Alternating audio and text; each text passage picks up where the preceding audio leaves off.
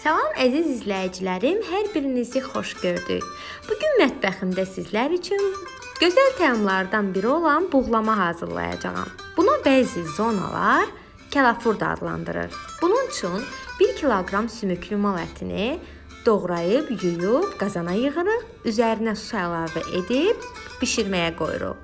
Birazdan üzərinə artıq gördük ki, kəf yığılıb, bunu kəfini mütləq təmizləyirik, üzərindən yığırıq. Və yenidən qapaq qoyuruq, ətimizi qaynamağına davam etdiririk.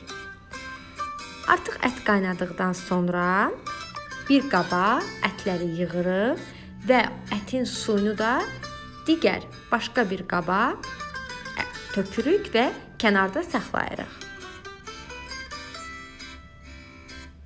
Sonra qazana 3 ədəd kartofu doğrayıb tökürük.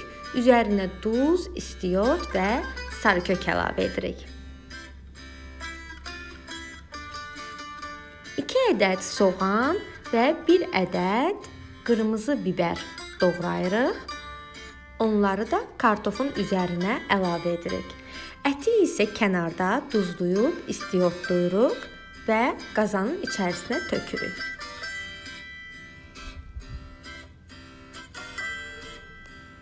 Əlavə yenidən soğan və biberi tökürük və 2 ədəd pomidor doğrayırıq. Onu da üst hissədən qazanın üstünə düzürük.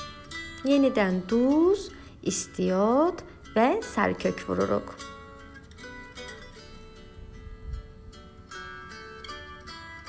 Ətimizi qaynadan zaman hansı suyu ki kənarda saxlamışdıq, onu süzgəcdən keçirdib yeməyimizin üstünə tökürük və 3 yemək qaşığından böyük qaşıqla kərə yağı əridirik və yeməyimizin üzərinə əlavə edirik. Artıq bişməyə qoyuruq. 30-35 dəqiqə ərzində yeməyimiz bişib. Çox gözəldir, çox dadlıdır. Hər kəs bunu bişirsin, dadına baxsın, dadına doymayacaqsınız. Çox asandır, amma çox dadlıdır.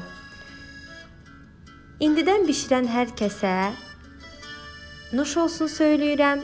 Videomu izləyib bəyənməyi unutmayın. Gözəl rəylərinizi gözləyirəm əziz izləyicilərim. Hamınıza videomuzu izlədiyiniz üçün təşəkkürlüyümü